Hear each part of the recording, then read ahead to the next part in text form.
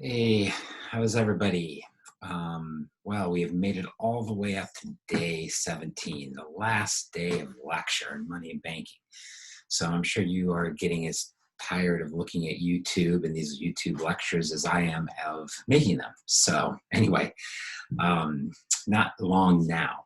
So remember that this is really the last day of class if you're watching this kind of sequentially on the schedule. So tomorrow we will take exam number 3. It's going to be similar in format to the first 2 exams. I'll talk more about this in office hours, and I'll also communicate a little information to you on email. So that will be tomorrow, and that will be the end of the class.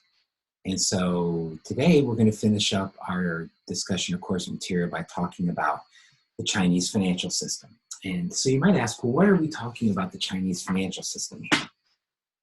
Isn't this a course about money and banking, and haven't we primarily talked about the US financial system? And yes, that's true, we have. But we've also talked about the international financial system. And increasingly, you can't understand the international financial system without understanding a little bit about what's going on in China, because China now, along with Europe, are probably the 3 major players in international finance. And so it's really important that you have some understanding of the basics of the Chinese financial system and the things that are involved there. And then also, I think talking about this on the last day of class is a useful exercise because it's first a chance for us to kind of go back and review some of the topics and concepts that we've talked about throughout this semester, right, or throughout this block about the nature of finance and basic concepts, but now apply them to a case study that looks a lot different than the United States, right? And so I think it will actually give us a different perspective on some of these concepts to think about how they work in the United States context, but how they can be very, very different in the Chinese context, right? So that's going to be what we talk about today. So I have a very fancy PowerPoint here, not that fancy, but anyway, PowerPoint that I'm going to rely on, okay? Usually I haven't relied on PowerPoint, but I made a PowerPoint for this presentation, so I'm sticking with it. So anyway, we're going to talk about the Chinese financial system. And I have a little title here, A House of Cards with Chinese Characteristics, because this is the way that Deng Xiaoping, who's kind of the economic reformer, or the economic leader of China who began these economic reforms, he referred to the Chinese financial system as a communist financial system with Chinese characteristics. And in many ways, that's what this Chinese financial system is here too. But it's also a very risky system, as we're going to talk about. And this picture here is Chinese playing cards, of which there was no idea there was such a thing, but in fact, there is. So if you've been to Shanghai, and Mason Davis, who's in this class, has been there, though I can't remember if we actually went over and looked at this big bull. But, on Shanghai, on the Bund, which is kind of the financial center of Shanghai, you see this huge bull sitting there.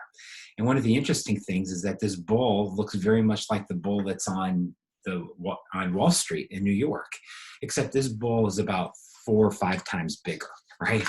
To give you some perspective, here's an old picture. I'm looking much less gray. And so for those of you who've been to New York, you'll see that relative to my size, that this is a huge bull, right? This is a huge bull. And to some extent, this kind of exemplifies the dreams that Chinese have for the financial system, that it would be essentially the dominant financial system in the world. And in many ways, it's slowly becoming that. Today, China accounts for almost 30% of all the financial assets in the world. China holds 60% of the world's foreign reserves. And the big 4 Chinese banks they're not among the largest banks in the world. They are the largest banks in the world, right? I think we looked earlier, with chapter 12 about the largest banks in the world. And the 4 biggest banks in the world are Chinese. The Industrial Commercial Bank of China, ICBC, are often referred to as Icky Bicky, right? I don't know why, but that's what people often refer to it. The Chinese Construction Bank, CCB, the Agricultural Bank of China, ABC, and then the Bank of China, BOC. Do not confuse the Bank of China with the People's Bank of China, right? So the Bank of China is a bank. The People's Bank of China is China's central bank, right? So the people's in there is what denotes the central bank from just the Bank of China. And here you can see, this is a bit dated. I apologize for this. But you would see the basic same thing. I think you'll see JP Morgan up here higher on the list. I think JP Morgan now is the largest bank in the world outside of the big four, right? And so these big four, Ikki-Bikki, China Construction Bank, ABC, and the Bank of China, right, are, pretty monstrous, right? Pretty monstrous, with all of them holding over $2.5 trillion of assets. So when you go to Shanghai, which is the financial capital of China, which is where Mason and I were in December, right? You go to the Bund, which is the, as I said, the financial capital. And on one side of the river that goes through Shanghai, you kind of see the old British buildings that were left over from when Shanghai was essentially a colony of the Brits and other European powers. And so if you look along here, you can actually see, what is that? I think that's the Bank of China, Ikki-Bikki, ABC, right? These big four banks are just kind of lined up right along the river as almost statues to the power of the Chinese economy. And then if you look at the other side of the river, what you see is modern China, right? So in 1980, right? So, 50 years ago now, this was a paddy field, right? I mean, there was nothing over here. In the last 50 years, this has grown into one of the more remarkable skylines in the world, right? The Shanghai skyline, where you can see, I think now there's like 3 of the world's 5 largest buildings are over here, including this big monstrosity up here in the corner, right? Which I think is the largest building in Asia now. And so you can see us all here on the Shanghai skyline. And here it is at night, all lit up and looking impressive. And it is a testament to the Chinese financial strength, right? That 50 years ago, we're talking about a country that could barely feed the 1.3 billion people that they had. To kind of rise to this kind of economic and financial power is quite remarkable. Now, there's 2 pillars of the Chinese financial system, right? And really the Chinese economic system that I think we have to be kind of familiar with here. The first pillar is China follows what's often been referred to by economists as the Asian model, right? And I don't really love this title, but I'll use this Asian model because it kind of implies that all Asian countries are doing the same thing. And that's not the case. But having said that, there are some generalities that many of the more successful Asian economic countries and more successful emerging market economies in Asia have been able to follow.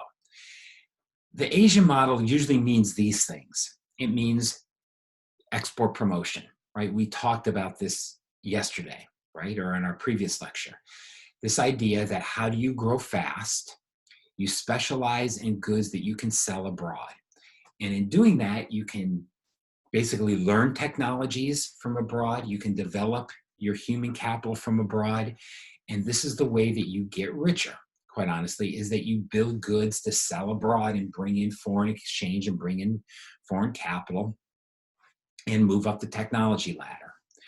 How do you facilitate export promotion? You have undervalued exchange rates, which is also what we talked about in yesterday's lecture, right? Undervalued exchange rates keeps the price of exports low and the price of imports high. So this helps you run a trade surplus, which is part of export promotion. The Asian model has lots of investment, particularly public investment, right? So governments are highly involved in creating investment in public goods like roads and bridges and infrastructure, in schools, public health, et cetera, right? But particularly kind of physical investment, right? That kind of physical infrastructure. How do they pay for all this investment? Well, they manage their economy so that consumption remains low. So one of the things you typically see in these Asian model countries is if you look at their income levels, they look pretty high, but they're saving 30 or 40% of their income. And so their consumption levels are actually pretty low. They tend to manage capital inflows. In other words, capital controls. So Asian countries love to attract foreign capital, of course, but they're worried about the financial instability it creates. And so they often create a lot of capital controls. No country more so than China, though, right? Most Asian countries don't do this nearly to the extent that we'll see China does this. And then finally, bank-led financial development. In most Asian countries, there are very weak stock markets and very weak, maybe not even non-existent bond markets. So the vast majority of finance in Asia is conducted by banks, and big banks. Most countries have 9 or 10 banks that do almost all of the finance, and that is certainly true of China. All right. However, the second part of the Chinese development model is that the Communist Party has to have control over everything, right? It is amazing the amount of control that the Communist Party exerts over the social and economic structure. We're going to talk about how the Communist Party exerts control over the economic structure as we go through this lecture. But, the social structure is just as important, right? I mean, one of the things that we saw in China that's increasingly coming to the fore is this social responsibility system, where the Chinese government has placed cameras literally in every public space imaginable. And so people are constantly being monitored, and they're being monitored by artificial intelligence software. So on many streets in Shanghai, if you try to jaywalk, a picture will be taken of you, and it will use artificial intelligence to identify who you are, and it will post your picture and your name up on that sidewalk to try to publicly shame you, right?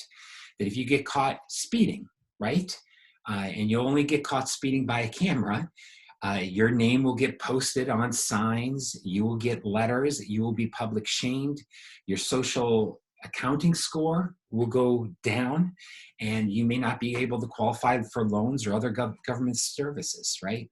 So just this kind of unending control of the Communist Party, in many ways hidden, right? It's not like you see a lot of soldiers or very few policemen, actually. The society itself polices itself with this idea that somebody's always watching, right? And this is often done in the name of stability. And if those of you who don't know much about Chinese history, the main thing you have to know about Chinese history, I guess I would say two things.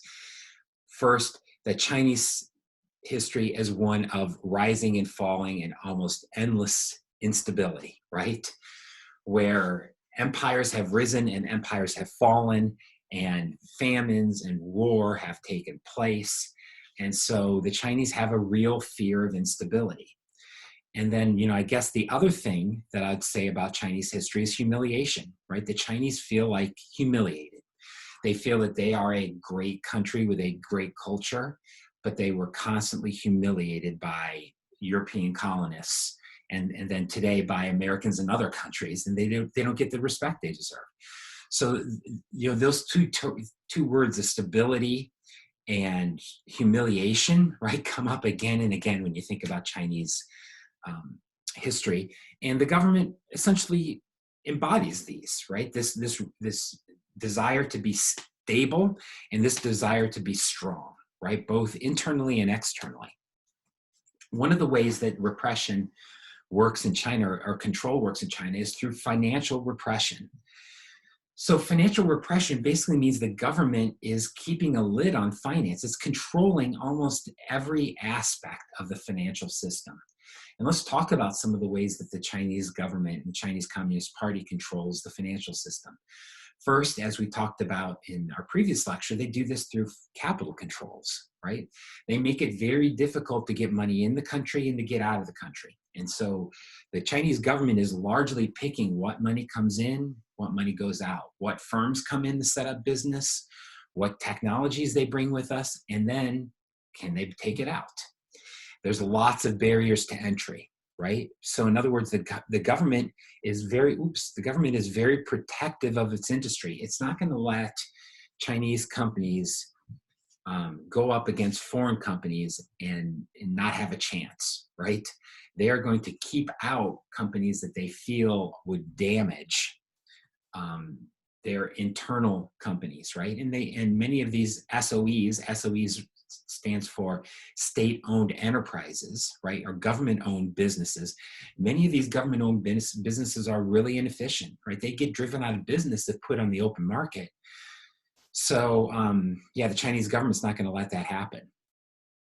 Directed lending, right?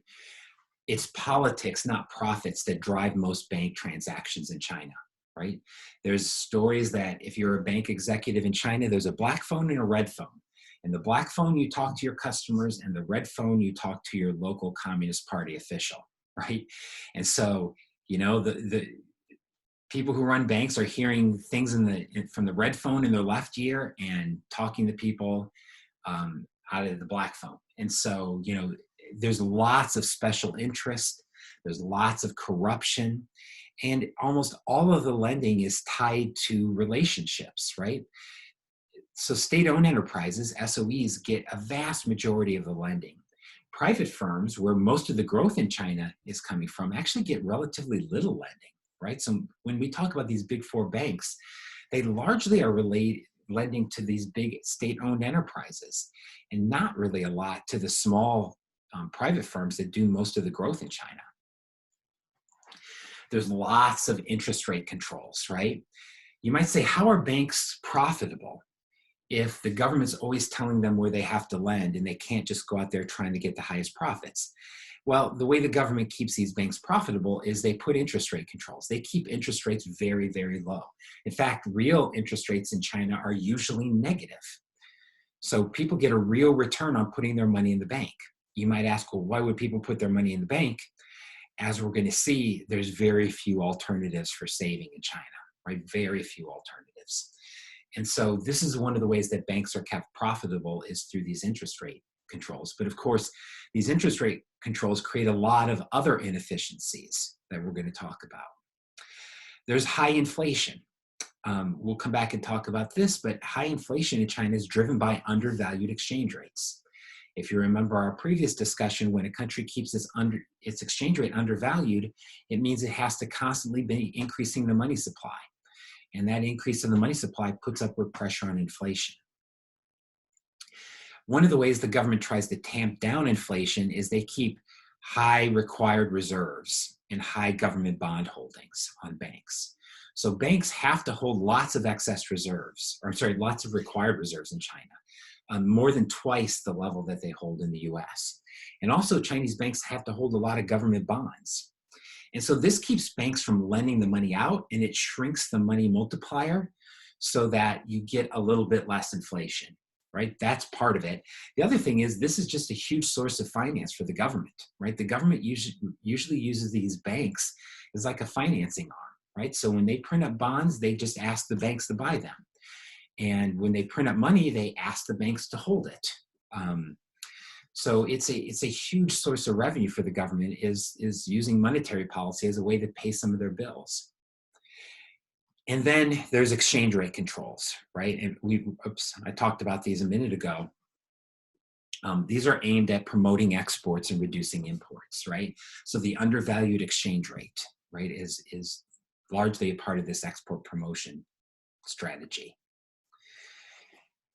The other kind of seeming contradiction in China is, you know, while they have this very kind of antiquated system with the government controlling all this stuff, there's just a lot of financial innovation that's taking place in China at the same time. All of this to avoid the regulation of the government, right? And so, you know, one of the things that always amazes me, go back to China, is how much it changes from year to year. I mean, it's just amazing, right? And that's happening with the Chinese financial system. There is a lot more electronic banking and electronic money in China than there is in the US, right? Electronic money through things like Alibaba. Alibaba is kind of like China's Amazon, I guess, roughly. You could think of it that way. Um, but Alibaba is huge in providing electronic money and electronic payments, right? Nowadays, people are setting up all sorts of complicated trusts by which they can invest in different sorts of assets. There's a lot of peer-to-peer lending, right? So lending to individuals through the internet. We'll talk about this a little bit. There's a lot more shadow banking, right? Where we know what shadow banking is, when banks set up affiliate companies to kind of hide their risk. So there's a lot going on here. And as we're going to talk about, I'm not going to have too many details to say about many of these things because nobody has many details, right? There's all sorts of innovative things going out there to avoid regulation. And some of it is very cool and some of it is just really hard to understand. Talking about electronic money, you know, one of the things that just is surprising is how ubiquitous electronic money is nowadays. So here's just a typical little stand, right, with street food. And if you can see this barcode code, or what is that, QR code here, this is basically a QR code where you can pay for the food with your phone. And not only is this an option for you to pay, most of these street vendors prefer to only get paid through these QR codes. Why? It's safer and it's easier for them, right? They don't want to be having to dish out money or keep change or possibly have money and get robbed or anything like that, right? And so the means of paying electronically, I think I've talked about this in previous lectures. Yeah, I mean, China really has moved toward electronic money largely in ways that we haven't in the US. It's really quite interesting. So the Chinese economy is very much like a Chinese puzzle. If you haven't seen a Chinese puzzle before, this is a Chinese puzzle.